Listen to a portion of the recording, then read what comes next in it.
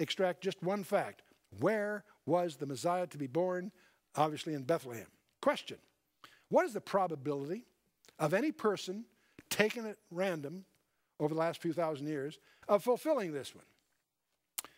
If the population of Bethlehem is less than 10,000 during that period of time, and if there's an average of, say, 1 billion people on the planet Earth, just picking that number out, if we divide that out, there's about one chance in 100,000 or less that a person that you pick at random is born in Bethlehem. Have any of you run into anyone in your travels that has been born in Bethlehem? Besides Jesus Christ. I'll set him aside. Okay. Okay. So I'm being generous by saying 1 in 100,000 is probably much more rare than that, but that's to serve our purpose. Let's take another one. Again from Zechariah. It says, Rejoice greatly, O daughter of Zion. Shout, O daughter of Jerusalem. Behold, thy king cometh unto thee. He is just and having salvation, lowly, riding upon an ass, and upon the colt, the foal of an ass. Zechariah 9:9. And obviously Jesus Christ went out of his way to fulfill this very specific one. But how many people, the last several thousand years, have presented themselves as a king to Jerusalem riding a donkey? Well, I don't know of any. But if I say less than 1 in 100, I'm being generous? I think so. Let's take another one. I said to them, if you think good, give me my price. If not, forbear. So they weighed for my price 30 pieces of silver. Familiar verse to many of us. How many people have been betrayed for precisely that amount? 30 pieces of silver. Well, I don't know of many, but that's probably not hard to do. So I'm going to say the probability of someone being betrayed for that specific price is less than 1 in 1,000. I think I'm being generous. Okay? Number 4. The Lord said to me, Cast it to the potter.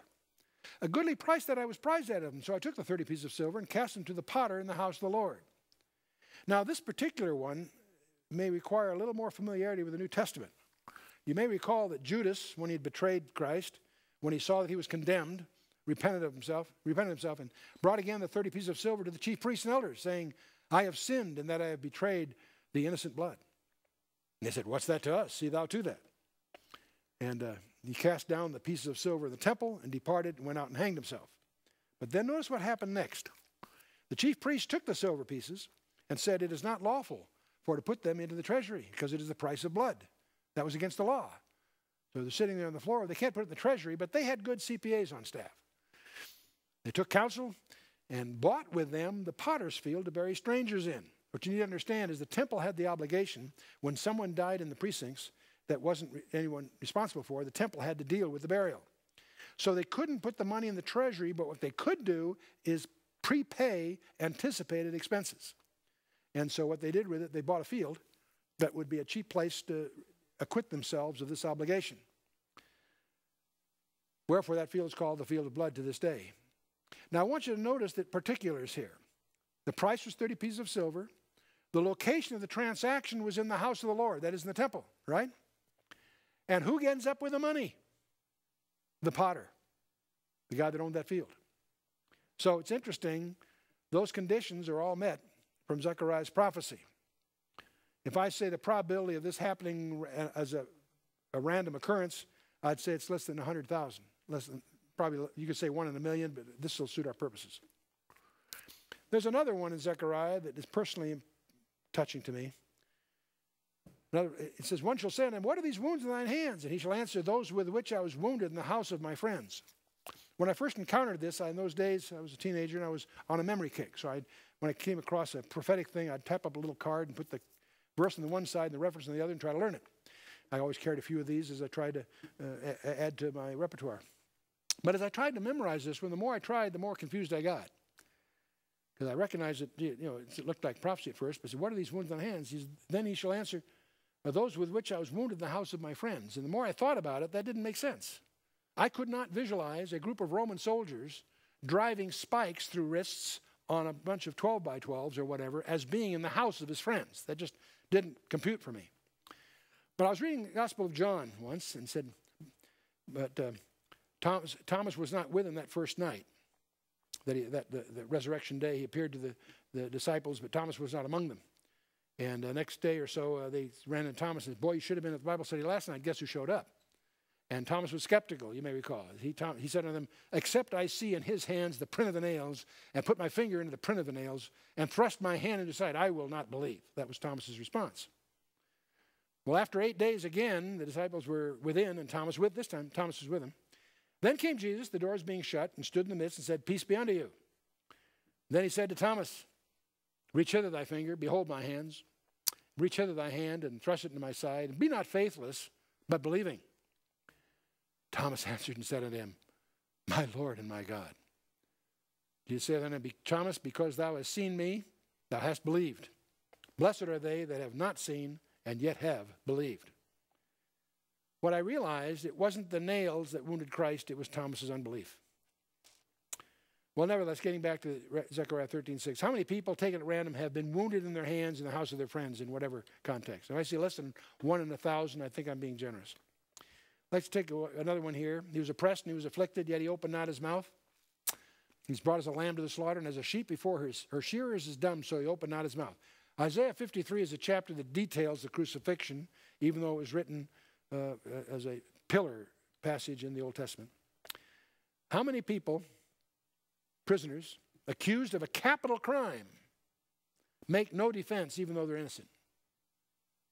How many prisoners accused of a capital crime, death penalty situation, make no defense even though innocent?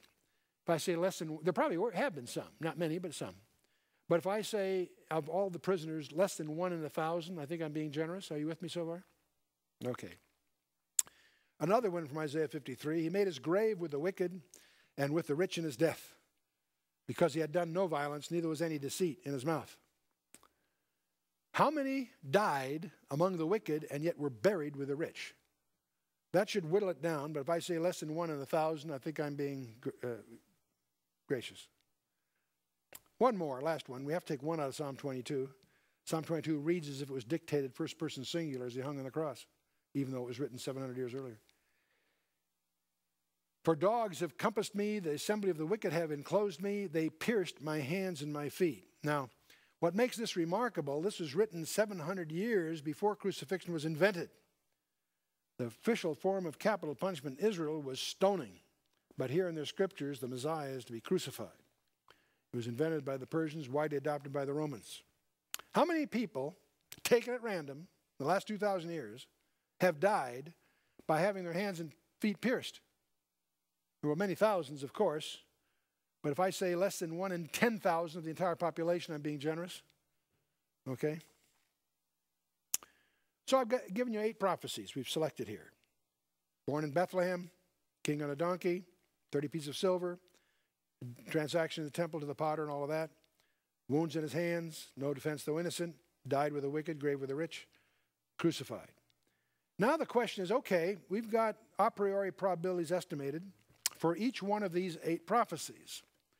Now the question we need to address is, okay, what's the probability that a particular person fulfilled all 8 of these? That's an exercise in composite probabilities, and for that we need a little tutorial background.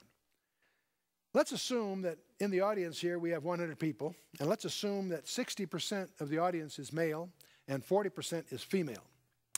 What is the probability that if I picked one of you at random, I would pick a female? Well, the answer to that's pretty straightforward. It's 40%. Now, if there's 40 of 100 that are female, my random chance of picking one of you that's female would be probability of 0.4 or 40%, depending how you want to express it. Okay, let me take a different example. Let's assume that we have a population that's 60% right-handed and 40% left-handed. And let's assume for this discussion that those properties are randomly distributed among the audience. That isn't always men that are right-handed or women left-handed, anything like that. That is uniform. If the population is 60% right-handed and 40% left-handed, what's the probability if I pick someone at random from the audience that is left-handed? What's the probability? 40% again, right? Okay, so now the question that leaves, okay, what's the probability of selecting a left-handed female? That's the thing between us. Well, I take the one distribution of left and right-handedness. I take the distribution of male and female, and I combine those 2 distributions. And what I'm looking for are those that have those 2 attributes in common. And obviously, if you go through the math here, that turns out to be 16%, or probably 0.1.